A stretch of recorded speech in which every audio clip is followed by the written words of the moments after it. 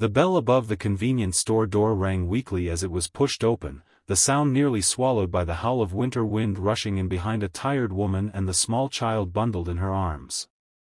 Cold followed them like a shadow.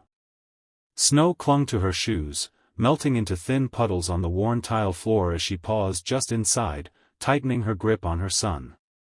His breathing was shallow and uneven, tiny puffs of white fog escaping his lips each time he exhaled.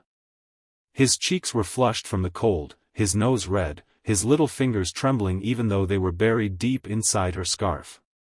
The store was almost empty. A flickering fluorescent light buzzed overhead, casting a pale glow over half-stocked shelves and a coffee machine that had long gone cold. Behind the counter stood a man in a plain jacket and a name tag that read, Sam. He looked like any other late-shift employee, shoulders slightly slumped, eyes tired from a long day. No one would have guessed he owned the entire chain, that he was the CEO spending one last night undercover before announcing the closure of several underperforming stores, including this one. The woman walked slowly down the aisles, her steps cautious, as if afraid the floor might crack beneath her. She kept glancing at the clock near the register. 10 minutes to closing. Her heart beat faster with every tick. She opened her coat just enough to kiss her son's forehead, whispering softly, "Just a little longer, okay?"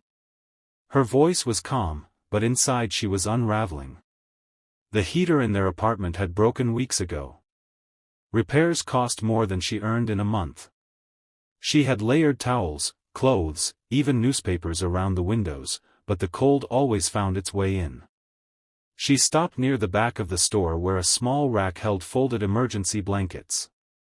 They were thin, scratchy, nothing like the soft ones she remembered from better days, but they were warm. She lifted one, then hesitated, lifting a second. Her fingers trembled as she counted the coins in her pocket again and again, already knowing the total would come up short. Her son stirred and let out a quiet whimper, curling closer into her chest, seeking warmth that her body alone could no longer provide. At the counter, she laid the blankets down carefully, smoothing them as if that might somehow lower the price. The register beeped loudly in the quiet store. The number glowed brighter than her hope.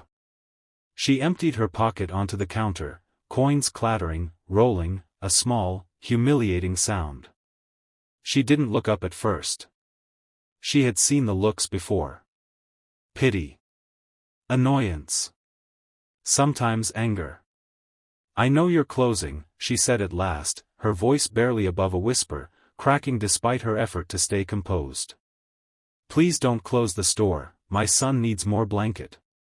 She lifted him slightly so the man could see his pale face, his trembling lips. "I'll bring the rest of the money.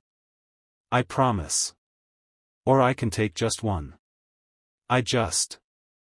I can't let him be cold tonight." The man behind the counter didn't speak right away. He stared at the child, then at the woman's raw, reddened hands. Something in his chest tightened painfully. He reached for the door sign, flipped it quietly back to open, and in that small, simple motion, everything began to change. Morning came slowly to the convenience store, the pale winter light creeping through the front windows as if unsure it was welcome.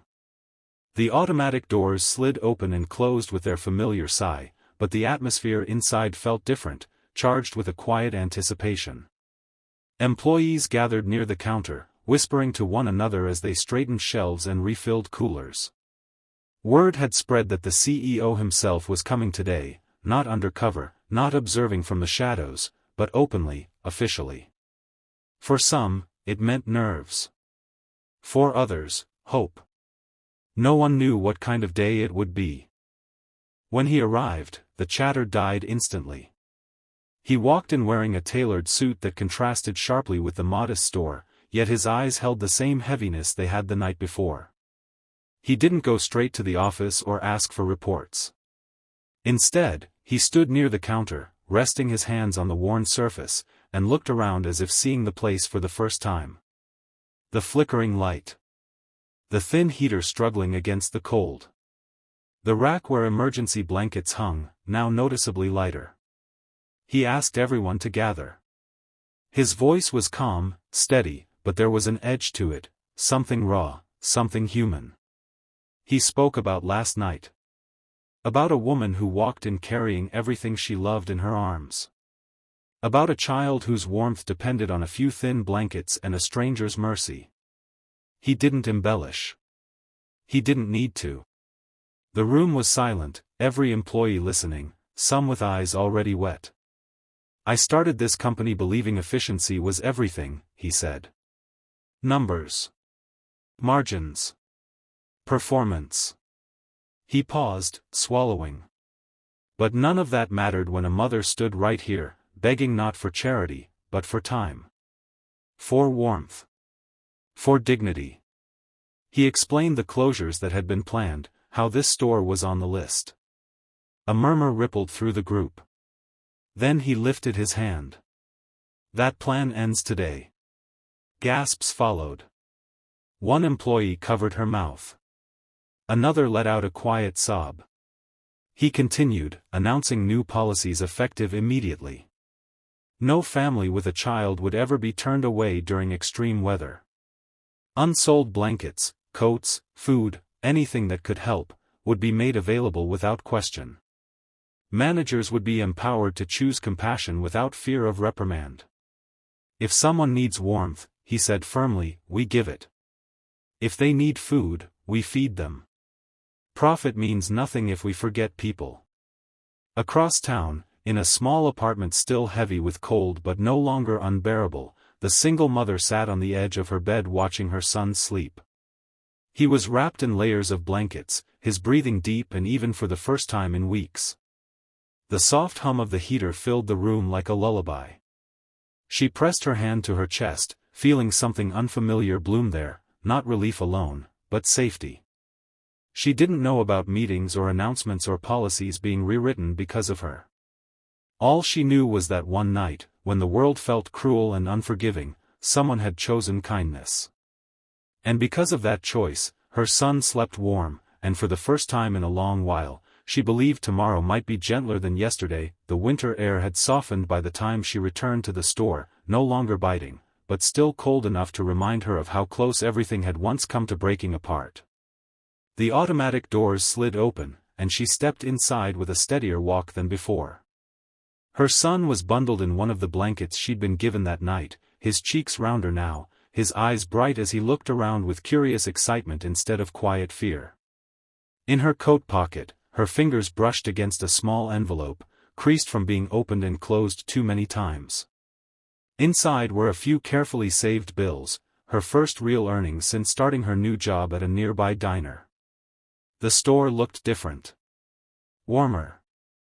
Not just from the improved heater humming softly near the counter, but from the feeling that lingered in the air. A small sign near the entrance read, "If you're cold or hungry, please ask." She paused when she saw it, her throat tightening. She hadn't known her words that night would echo into something like this. As she approached the counter, she froze. The man standing there was the same one from before, but not quite. He wore a suit now, confident yet unguarded, his posture relaxed instead of weary. Recognition flickered across his face, followed by a gentle smile. Her heart skipped as realization dawned.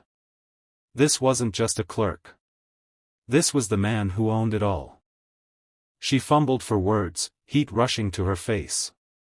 I came to pay," she said, quickly pulling out the envelope and placing it on the counter as if afraid she might lose her nerve.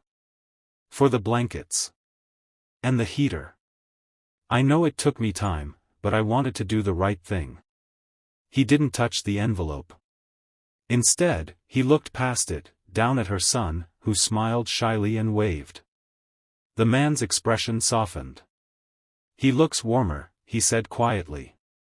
She nodded, tears threatening again. "He is. Because of you." He gently slid the envelope back toward her. "You already paid," he said. When she looked confused, he continued, "You reminded me why I started this company in the first place. You changed more than you know." She tried to protest, but he shook his head. Around them, employees watched with knowing smiles, some recognizing her instantly.